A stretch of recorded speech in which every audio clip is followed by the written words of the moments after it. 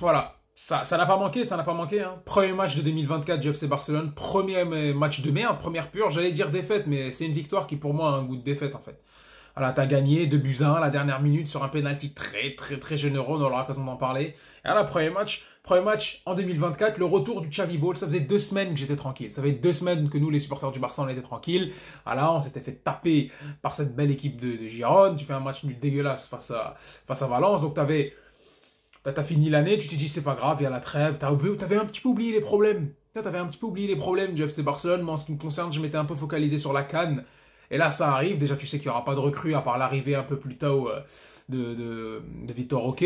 Mais tu t'es dit, bon, bah, on va retrouver cette équipe. Mais bon, voilà, les choses ne changent pas. Nouvelle année.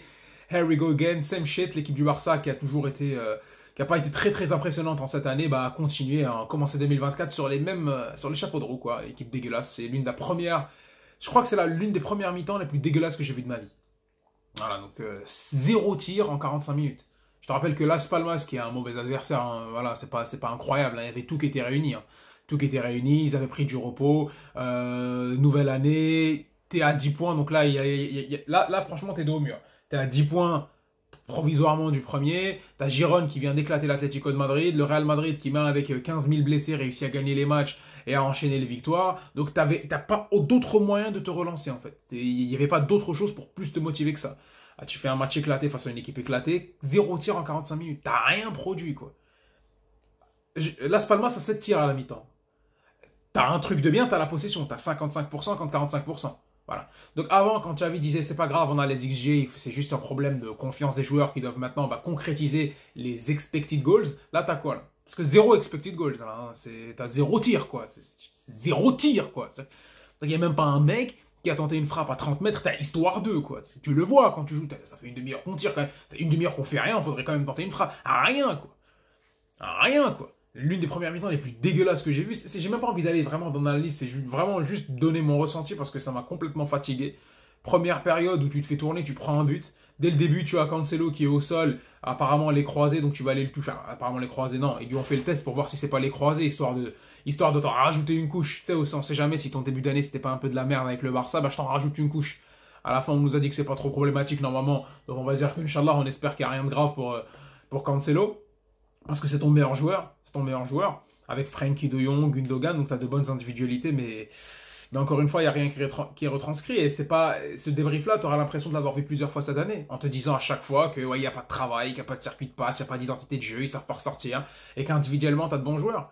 Tu te manges un but de Sandro Ramirez et Mounir El Haddadi qui vont aller te planter ton premier but, et tu peux même pas dire que c'est une équipe qui, voilà, une petite équipe qui a eu une occasion et qui l'a retranscrit, non. Ils ont eu plus d'occasions franches que toi. En une mi-temps, ils ont 7 tirs, 3 cadrés.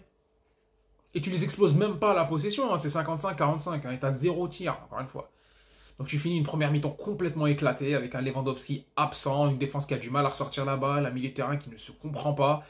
Le seul qui faisait vraiment des efforts vers l'offensif, c'était un Sergio Roberto, comme quoi on a l'habitude de lui tartiner la gueule. Bah, encore une fois là, bah, il fait ce qu'il sait faire de mieux. Il n'est pas extraordinaire, mais il fait les appels dans le demi-espace droit, sur son côté. Voilà, Rafinha, encore une fois, très caricatural, qui fait pas grand-chose, très mauvais, grosse imprécision. Même Sergio Roberto, dans les intentions, c'est bien, mais dans la concrétisation, c'est pas ouf. Le milieu de terrain qui arrive pas à s'y retrouver. Et maintenant, tu vas parler à un fan de foot lambda, tu lui dis l'FC Barcelone, ils ont un milieu de terrain, Gundogan, De Jong, Sergio Roberto, qui joue face à Las Palmas, avec une attaque Lewandowski, Rafinha, même Ferran Torres, il a pas été horrible. Mais l'équipe, elle y est pas, quoi. L'équipe, elle y est pas. Koundé qui s'est retrouvé à un latéral droit qui n'a pas pu apporter ce que pourrait apporter un Cancelo. Baldé qui est complètement catastrophique, qui fait des mauvais contrôles, ultra caricatural, prévisible de ouf. Surtout face à un bloc bas, c'est compliqué. Et tu finis cette première période en étant vraiment dégueulasse, à chier, quoi. Je suis désolé, je suis obligé d'utiliser les termes, c'est un peu vulgaire, mais c'est exactement ce que je ressens, quoi. Ça fait 2 semaines que t'attends, t'as perdu 1h30 à regarder un match, mais tu commences la deuxième période avec un peu plus d'envie, un peu plus de, on va dire d'allant, mais tu pouvais pas faire pire que la première période et tu commences à avoir quelques petites occasions, mais rien de fou, quoi. Tu commences à avoir rien de fou, mais il y a un truc très marquant. Là où tu te rends compte que c'est vraiment pas travaillé par le coach, les petites occasions qu'ils ont, c'est le nombre de hors-jeu, quoi. Le nombre de hors-jeu, c'est que là, j'ai l'impression, hein, après c'est mon avis, peut-être que je peux me tromper, peut-être c'est le retour d'un débrief à chaud, mais ils se sont juste dit, bon là, on y va seul, parce que là, ils arriveront pas à s'en sortir. Ils ont commencé à jouer entre eux, comme une équipe de quartier qui se dit à un moment donné, bah, il faut accélérer, quoi. Il y avait énormément d'hors-jeu. Donc oui, bon, peut-être que cette équipe Las Palmas a bien joué l'appel du hors-jeu, mais je pense que les joueurs du Barça, eux aussi, parce que c'est des professionnels qui jouent en Ligue des Champions, qui sont champions d'Espagne, champions de la Supercoupe, je te le rappelle, ben, ils n'arrivent pas à gérer les placements de hors-jeu. Je pense qu'ils étaient complètement, ils ont déconnecté, ils ont essayé, ben, ils se sont jetés dans la bataille pour essayer d'égaliser. Et comme il n'y a rien qui est travaillé, ben, c'était une bouillie. C'était une bouillie, mais tu réussis à égaliser avec Ferran Torres, voilà, sur un but un petit peu cafouillage. Lui, il a une finition correcte sur le coup, donc tu égalises à un but partout. Donc on va te sortir à la 75e Lewandowski. Et Rafinha, on te fait rentrer Lamine Yamal, on te fait rentrer Joao Félix. Voilà, Yamal, une entrée, bof, même pas besoin d'en parler. Hein. Il a 16 ans et demi, tu veux lui dire quoi? Le mec, il a encore du lait ici, donc tu veux lui dire quoi sur lui? Joao Félix, qui était un petit peu titillé, le fait qu'il n'a pas été titulaire, il a été mis remplaçant, histoire de le piquer un peu, il fait une bonne entrée, je trouve. Il se bat bien, il se défonce bien, il fait ce qu'il peut, mais bon, ça reste assez limité, hein, parce que ça reste très caricatural, encore une fois, toujours essayer d'aller sur le côté, essayer de faire un centre en retrait, face à une défense bloc-bas comme celle de Las Palmas, qui, à la base, je pense, devait espérer prendre un point, ils mènent à 1-0, ils se font égaliser, donc ils vont essayer de conserver le point. Mais ils n'arrêtaient pas sur chaque balle en retrait, ben, il y avait une forêt de pieds, à chaque fois Las Palmas était en bas. Donc c'était un petit peu compliqué, tu réussis à la dernière seconde sur un penalty qui est, bon, ok, il y a péno, mais je trouve qu'il est quand même assez généreux, sur Gundogan, qui est l'un des seuls avec Frenkie de Jong à essayer de se battre. Tu chopes un penalty, tu marques à la dernière minute et tu résistes et tu vas gagner 2-1 sur le terrain d'une équipe qui est pas ouf, contre laquelle tu n'arrives pas perdu depuis 91. C'est vraiment, tu sais, ce sentiment où, tu sais, quand t'en as marqué le but, j'étais même pas en mode yes, oui, gagné, nana. Tu sais, j'étais content quand on est le penalty, mais j'étais même pas en mode hey, let's go, etc. Je pense qu'il y avait que les joueurs qui étaient dans le truc parce que, ben, forcément, avec la tension du match, tu marques à la dernière minute et tout, mais moi, en tant que supporter, et je pense que beaucoup de supporters, peut-être même toi derrière ton écran, t'as dû penser à la même chose. Pourquoi aller célébrer en fait? Parce que c'est limite du dégoût. Je serai toujours derrière cette équipe, je regarderai toujours ces matchs, y a pas de problème, mais à l'image de mon débrief, frérot, quand je te regarde ça, je te fais mais. Qu'est-ce que t'as à dire, quoi? C'est bon, ils s'en sortent, on revient à 7 points, super, mais bon, bah c'est court-termiste, quoi. Qu'est-ce que ça m'apprend sur le prochain match? Absolument rien. Si ce n'est que l'équipe, elle est pas ouf, si ce n'est que l'équipe développe pas de jeu, si ce n'est que les joueurs sont pris à leur compte individuellement, qu'on a vu. C'est comme s'il y avait plein de joueurs qui ont un bon niveau individuellement, mais comme ils n'arrivent pas à synergiser, et chacun joue dans son côté, en fait. Lewandowski totalement perdu. Je peux pas croire qu'un mec aussi fort l'année dernière soit complètement passé à côté de son début de saison, à côté de ce match-là. Et je pense que ce n'est pas que de sa faute à lui, parce que je vois beaucoup de gens lui tomber dessus. Bah, c'est aussi la résultante du fait qu'il y a un travail complètement éclaté de Xavi qui lui sert pas les ballons, parce que c'est un numéro 9, le gars. Voilà, c'est pas Benzema qui va aller combiner ou jouer plus bas. Bah, malheureusement, c'est ça.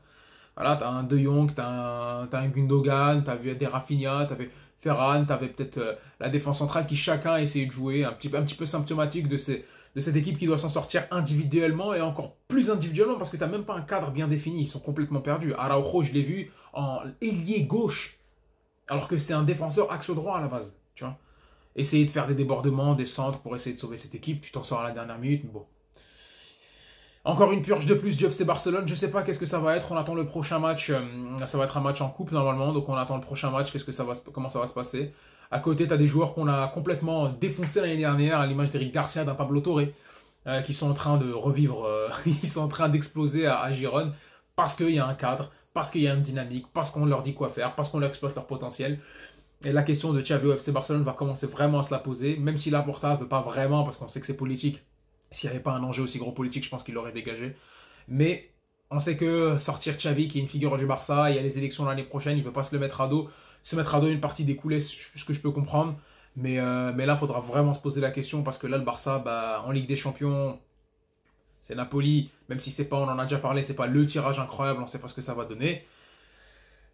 Et moi, je vois pas un futur à FC Barcelone là, quoi. L'entrée de Vitor Roque, il a essayé un petit peu, mais bon, à part rapporter, tu sais, ce que peut apporter un jeune, quoi, de la grinta, de l'accélération, mais du pressing, il était un petit peu trop nerveux à mon goût, mais tu veux qu'il apporte quoi, tu t'en sors vraiment sur un coup de miaou à la dernière seconde. Voilà, bon bref, c'est ce que j'avais à dire sur ce match du FC Barcelone, en espérant que la suite soit un peu mieux, mais il faut des changements, c'est urgent, recruter un milieu de terrain, c'est urgent.